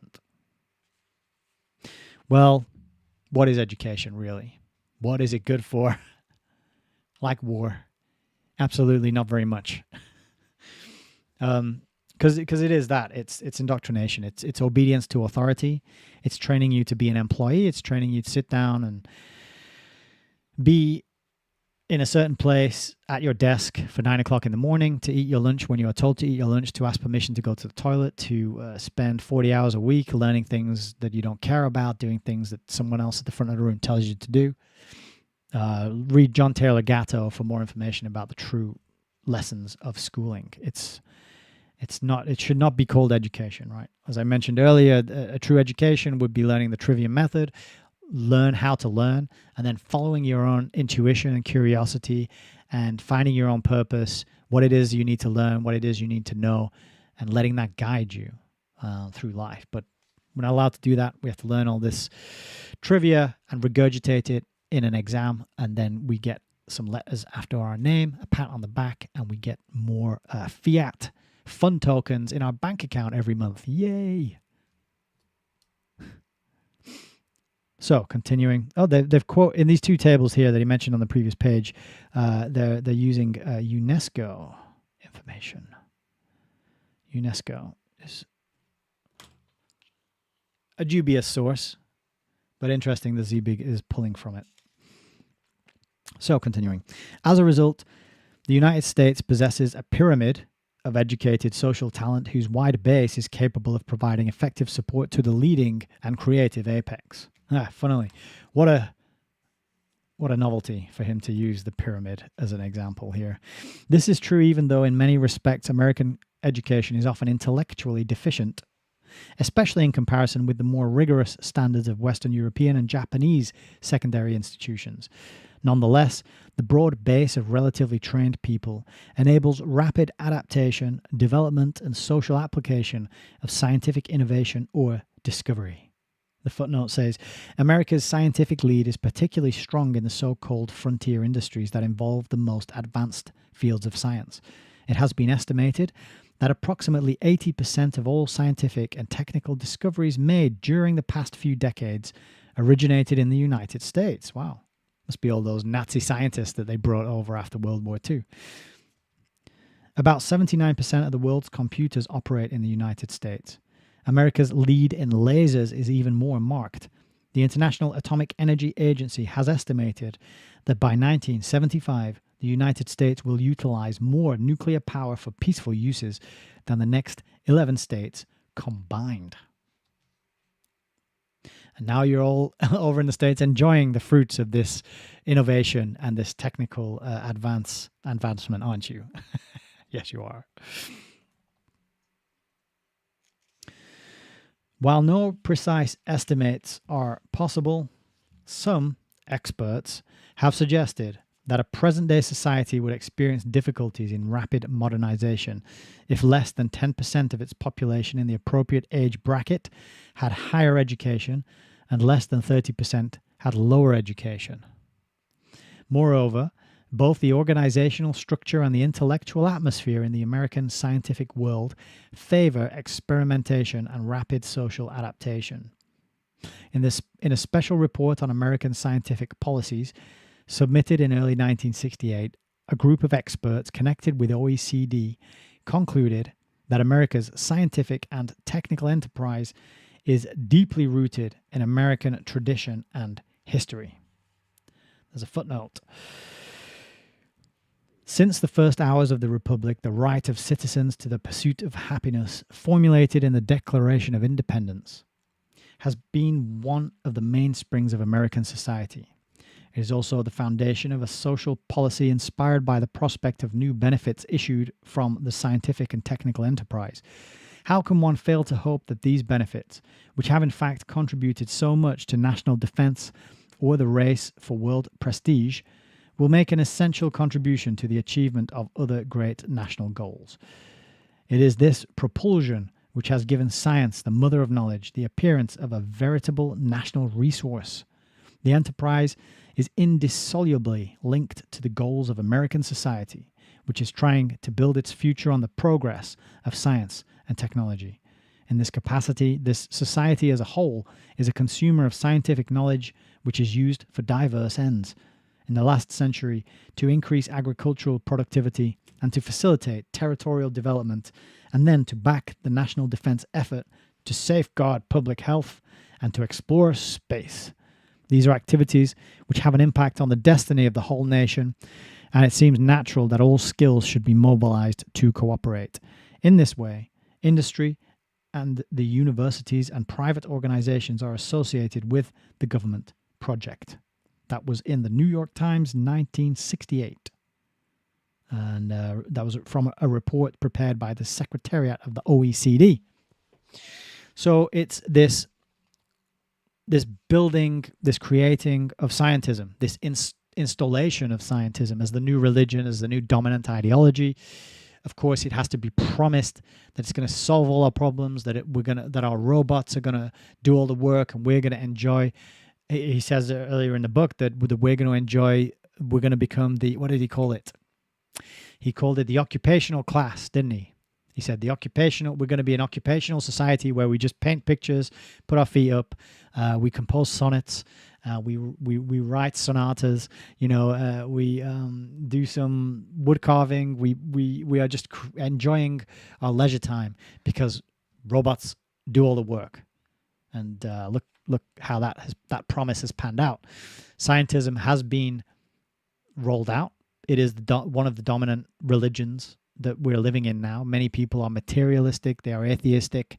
They are unwilling to consider spirit, soul, entities which exist that are non-physical and have an influence in this physical realm, right? God, angels, demons, all these sorts of things. Metaphysical realities, in other words. That's all been stripped out for the most part. And people are rational, scientific. They think they're rational, scientific, and logical. But actually, they're just repeating stuff that Neil deGrasse Tyson says, or Brian Cox, if you're in the UK. And by being indoctrinated into this materialist scientific worldview, it allows for the dehumanization of human beings. Because if the soul can't be detected, if spirit can't be measured with a little device, then people are just bags of biochemical reactions, and they can be experimented on, they can be neutered, they can be killed before birth or in later life. They can be helped along the path of assisted suicide. We can redefine the definition of death so that we can harvest more organs from living people, coma patients. All these lines can be blurred when we no longer consider human beings to be spiritual, to have a spiritual dimension, to have a soul, to be valuable. Once you're just a meat sack that can walk around and talk, it becomes much easier to abuse and torture and harm and take advantage of other people, right? So that's kind of the fallout. And you can see that in the effects of the communist revolution. It was an atheistic ideology. And the number of people that died under communism, under this scientific running of society, this technocratic system, speaks for itself, right? So, where did I get to? I completely lost my place on that little... oh yeah, here we are.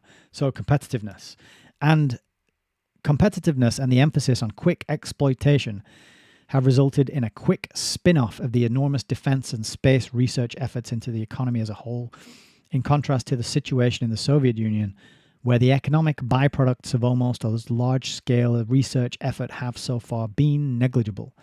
It is noteworthy that the Russians themselves estimate that the productivity of their researchers is only about half the Americans, and that innovations take 2 or 3 times as long to be put into effect. This climate and the concomitant rewards for creative attainments result in a magnetic pull, the brain drain, from which America clearly benefits. America offers to many trained scientists, even from advanced countries, not only greater material rewards, but a unique opportunity for the maximum fulfillment of their talents. In the past, Western writers and artists gravitated primarily towards Paris. More recently, the Soviet Union and China have exercised some ideological attraction, but in neither case did it involve the movement of significant percentages of scientific elites. Though immigrating scientists initially think of America as a platform for creative work and not as a national society to which they are transferring political allegiance, in most cases that allegiance is later obtained through assimilation. America's professional attraction for the global scientific elite is without historic precedent in either scale or scope.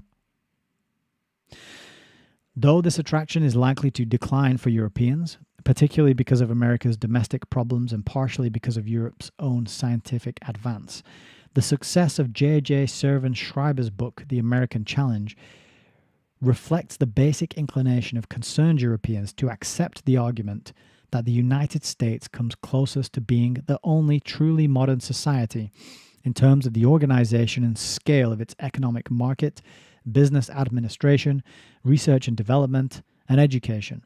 In contrast, the structure of American government is viewed as strikingly antiquated. European sensitivity in this area is conditioned not only by fear of a widening American technological lead, but very much by the increasing presence on the European markets of large American firms that exploit their economic advantages of scale and superior organization to gradually acquire controlling interests in key frontier industries. The presence of these firms, the emergence under their aegis of something akin to a new international corporate elite, the stimulation given by their presence to the adoption of American business practices and training, the deepening awareness that the so-called technology gap is in reality also a management and education gap, all have contributed both to a positive appraisal of American technostructure by the European business and scientific elite, and to the desire to adapt some of America's experience. Golly, that was a long sentence. That seemed to go on forever. But it has been so deliberately. American culture. So, it's not even American culture, though, is it? Because that culture that was sent out and broadcast to the rest of the world was fabricated. It was made up. It was an image that was put out there to be attractive, to be seductive. My wife and I often joke about the size of the houses that people live in these sitcoms. The character, the married couple, and she'll be a secretary and he'll be a bin man, and they'll have this gigantic house. And Friends, for example, that's a classic one, the TV series Friends. This group of people who just live in these downtown New York flats that they could never afford doing the jobs that they do, working, in a cafe, and one's a failed actor, and just no resemblance to real life whatsoever. But these things get exported, and these ideas become implanted in people's minds. They become dissatisfied with where they're at, and they become disenfranchised, and they want something better. They abandon their traditional way of life, their culture, their family, their heritage, and they go on a journey, and they go and seek the American dream. But you got to be asleep to believe it. The same thing was done with technology, and that story is partially told in Surveillance Valley as well, by Asher Levine, how magazines such as Wired were published to spread this idea of a techno-utopia that was on the horizon. if we all embraced the internet, if we all embraced computing and started to email each other and to use file sharing, video sharing platforms, and started to communicate by way of online avatars and spaces that you could log into to pretend to be other people, right? It promised a utopia that was never delivered, because utopias are never delivered. And that reminds me of the first global revolution. In here, they do talk about, yes, of course, the idea of utopia is always kind of risky, but nevertheless, we're going to advocate for a utopia, and we shouldn't give up on it. They also say in that book as well that socialism has some very good things, and we shouldn't throw out the baby with the bathwater by getting rid of it.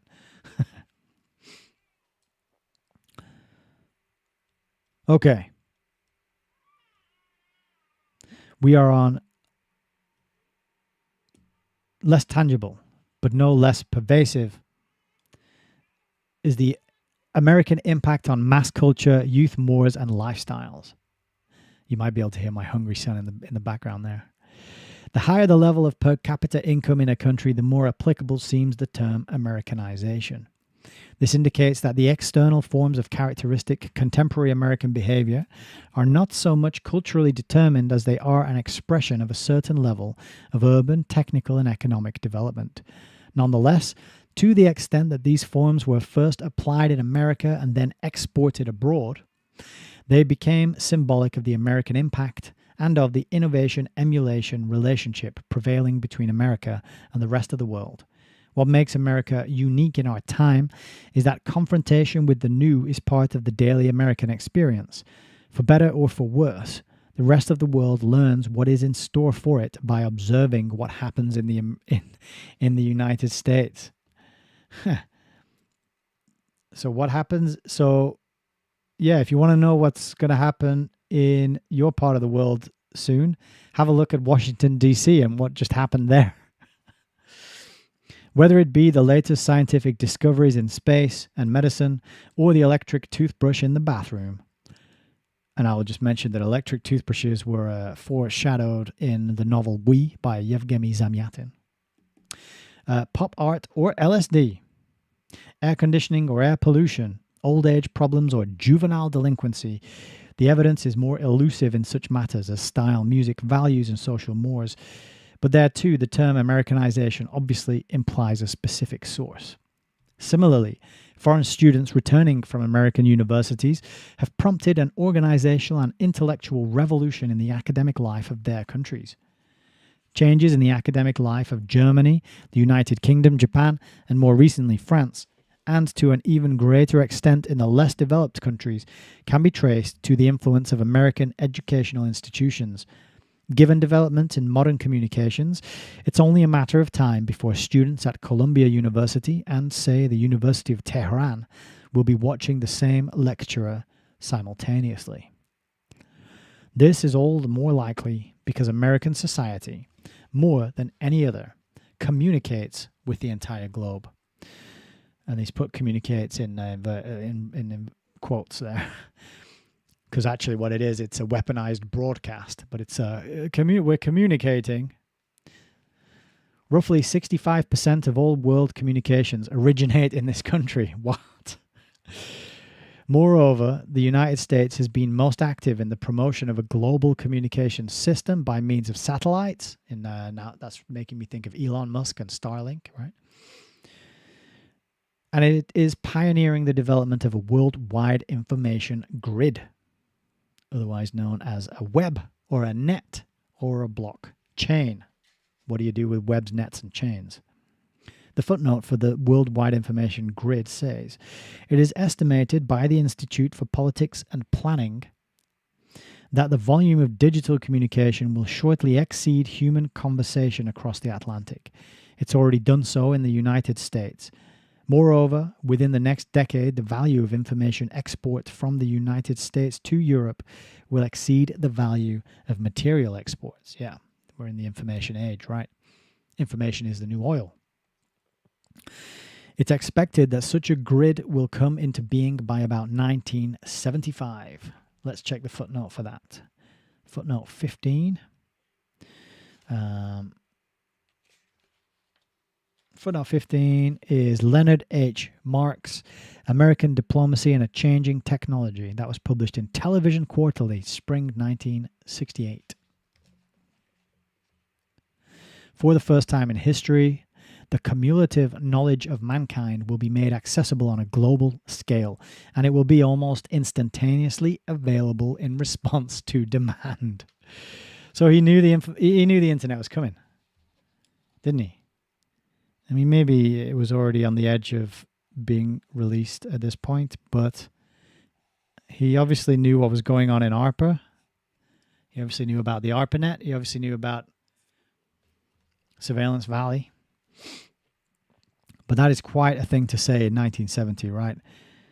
Cumulative knowledge of mankind accessible on a global scale and instantaneously available on demand. Wow.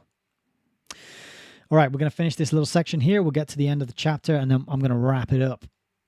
So this last section is called New Imperialism.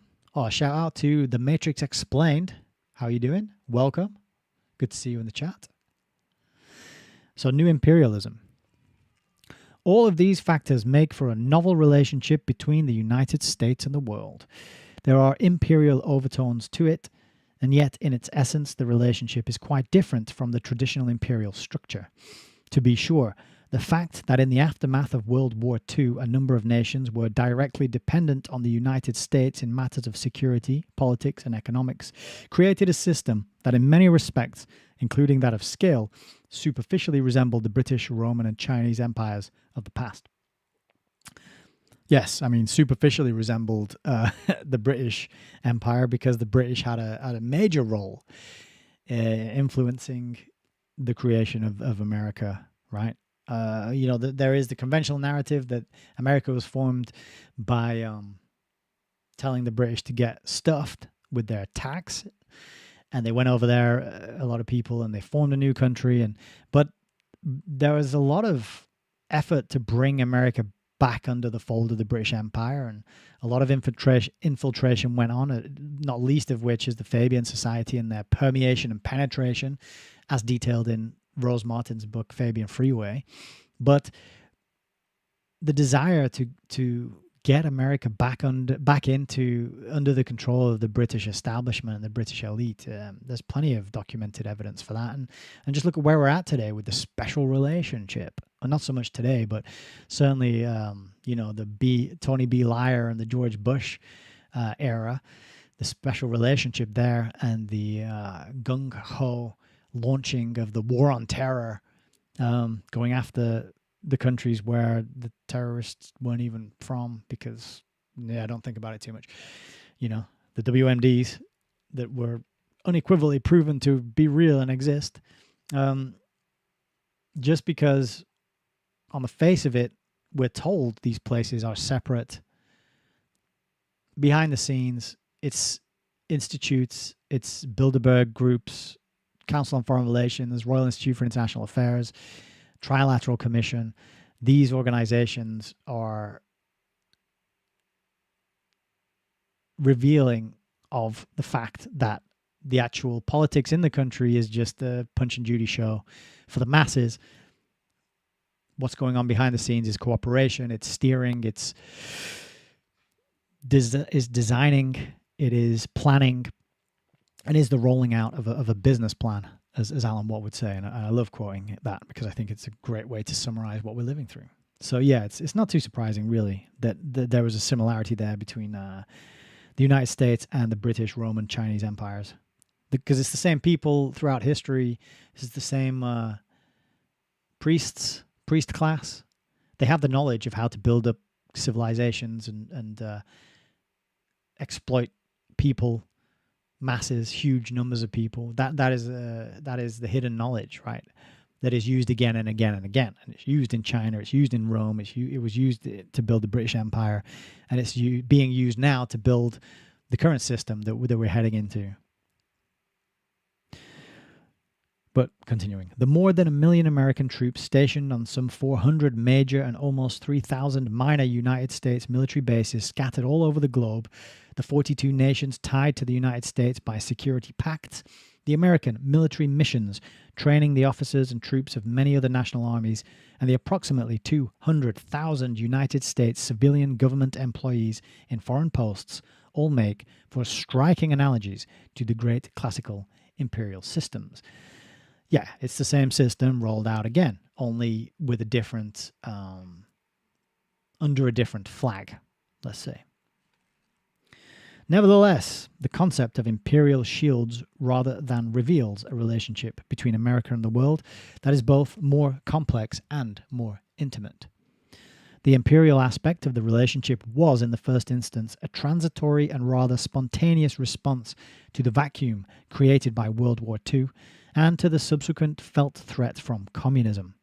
Well, that was a dialectic, right? The threat from communism, because the communists were funded by the same people that funded the imperial America, because it's the financiers, right? The money has to come from somewhere, whether it's communism, whether it's capitalism.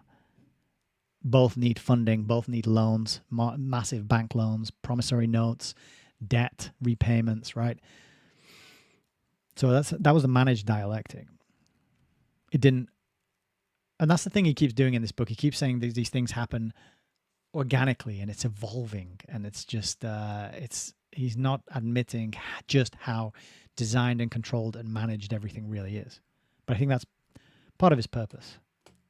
It's to reveal a lot of truth, but not the whole truth. Moreover, it was neither formally structured nor explicitly legitimized. The empire was at most an informal system marked by the pretense of equality and non-interference. This made it easier for the imperial attributes to recede once conditions changed. By the late 1960s, with a few exceptions, the earlier direct political military dependence on the United States had declined, often in spite of political efforts by the United States to maintain it. Its place had been filled by the more pervasive but less tangible influence of American economic presence and innovation as they originated directly from the United States or were stimulated abroad by American foreign investment, the latter annually yielding a product considerably in excess of the gross national product of most major countries. In effect, American influence has a porous and almost invisible quality. It works through the interpretation of economic institutions, the sympathetic harmony of political leaders and parties, the shared concepts of sophisticated intellectuals, the mating of bureaucratic interests. That little phrase there sends a shiver down my spine. I hate bureaucracies and bureaucracy. The mating of bureaucratic interests. Ugh. That reminds me of those pictures we looked at the beginning, the demons. It is, in other words, something new in the world and not yet well understood. It is the novelty of America's relationship with the world, complex, intimate, and porous, that the more orthodox, especially Marxist analyses of imperialism fail to encompass. To see that relationship merely as the expression of an imperial drive is to ignore the part played in it by the crucial dimension of the technological scientific revolution. That revolution not only captivates the imagination of mankind, who can fail to be moved by the spectacle of man reaching the moon, but inescapably compels imitation of the more advanced by the less advanced and stimulates the export of new techniques, methods, and organizational skills from the former to the latter. There is no doubt that this results in an asymmetrical relationship, but the content of that asymmetry must be examined before it is called imperialism. Like every society, America no doubt prefers to be more rather than less advanced. Yet it is also I don't know at this point. I think there's a fair number of people who be like, I'm happy. I'd rather be less advanced. I think I'd rather have less surveillance in all the technology I use. I'd rather have less. I'd rather have more privacy, like people did in the past. I'd rather have a better functioning cognitive ability than I do now because of all the technology and computer games and low quality, quote unquote, food that I've eaten in my life, and the poor decisions I made when I was younger that are no doubt going to have health impacts for the rest of my life, you know. There's certain advancements that I think I'd rather be without, to be honest. But, you know, if I didn't have them, I'd probably be saying, oh, I really want them. So it's one of those, isn't it? Yet, it is also striking that no other country has made so great an effort, governmentally and privately, through business and especially through foundations, to export its know-how, to make public its space findings, to promote new agricultural techniques, to improve, which is GMOs, isn't it? To improve educational facilities, which is indoctrination and obedience to authority, to control population growth, okay, to improve healthcare, which is abortions, and so on. All of this has imperial overtones. And yet, it is misleading to label it as such. Why is it misleading to label it as such? Zbigniew. Let's check footnote 20 to find out. So it's misleading to label all that stuff that sounds like imperialism as imperialism. It looks like imperialism. It even quacks like imperialism, but it's not imperialism. Honest.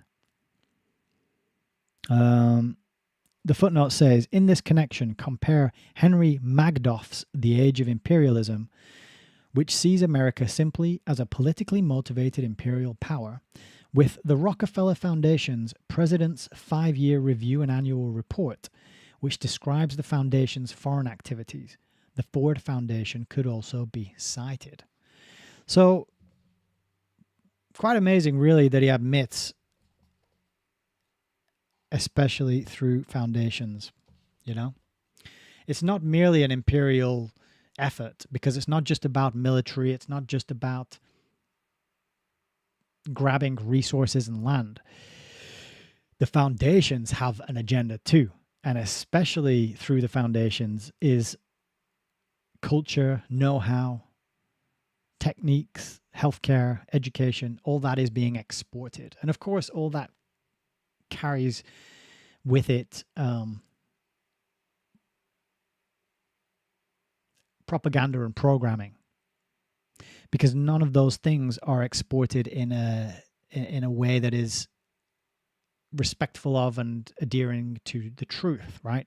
It's one version of education, it's one version of healthcare, it's one version of agricultural techniques, and it's being spread throughout the world, and it is imperial.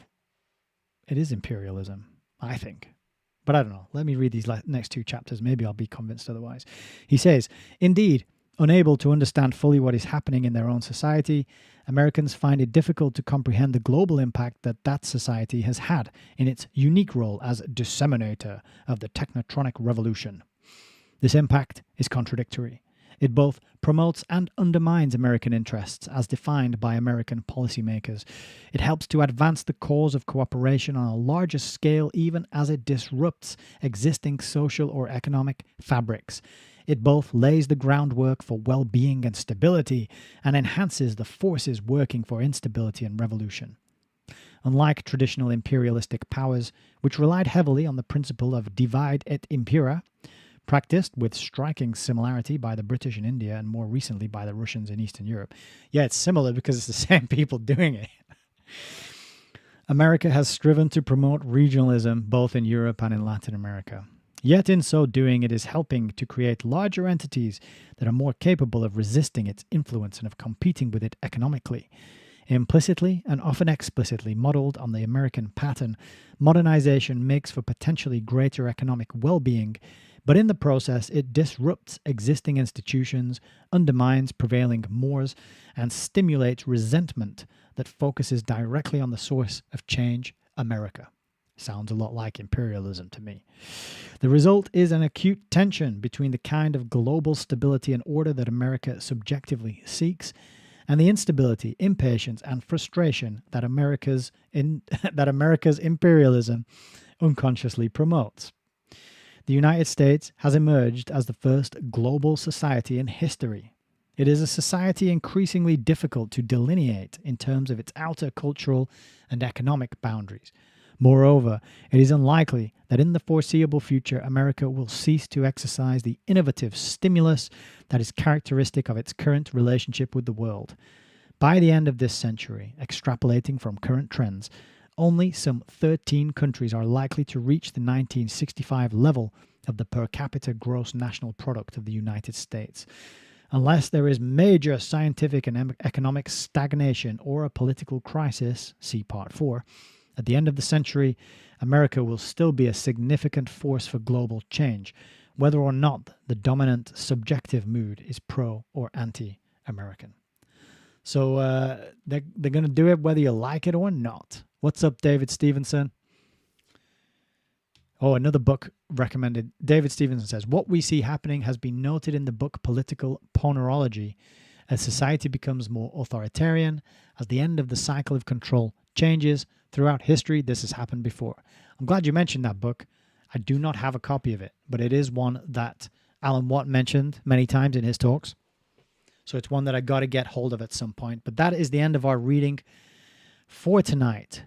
Next chapter is 3 Global Ghettos. We're going to be carrying on with that next week. I'm not sure when exactly, but we will be carrying on with it. I will it, and so it shall be. Whoop, I'm just going to take a sip and then read a few comments and we'll wrap it.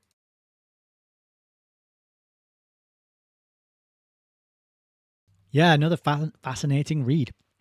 I particularly enjoyed Zbignew's candid articulation of the role.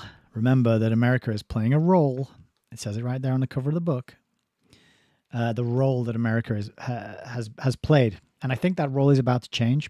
I think we're on the very cusp of seeing the roles shift dramatically. They will take, it's kind of like in a play, isn't it? America is going to, I don't know, get murdered or something and then sort of reappear with a wig on and playing a different character, playing a different role. Not that I'm laughing at the murdering of America. What's happening is I can't even put it into words. It's tragic, it's scary, but it's happening everywhere. Like he said in the book, what happens in America that's what's going to be happening in other places. So people really should take note of that admission, I think, and look closely and follow closely what's going on there. And, I don't have much more advice really, because I don't think what's coming and what is happening can really be stopped apart from individual people being creative and doing what their soul and spirit calls them to do. That is what I think is very critically important. Melissa said on a recent Redux that at this point, output is going to be more important than input. And I think that is worth mentioning and reiterating. If you have a voice, if you have an outlet somewhere, a YouTube channel, a TikTok page, whatever it is, Facebook, even if you can just bend the ear of somebody you meet at a bus stop or in a bar or a pub or something, talking about these things, raising the awareness, pointing things out, getting people, ask them questions, get them to connect the dots. Just ask them, don't you think it's weird that these things happen, that things are this way? That's about all we can do. And find some sort of creative outlet for yourself, because it's very important. We are creative beings. We can create life. That's the adventure that I'm currently going on at the minute. But we can create art. We can create music, poetry. We can create sculpture. We can invent things. We can repair things, fix things. We can make a room in our house beautiful. That was Jordan Peterson's advice, actually. He said, make one room in your house as beautiful as you can. Oh, I'm not very good at impressions, but he did say that. That was one piece of advice. So, and make your bed as well in the morning. That's an important one too.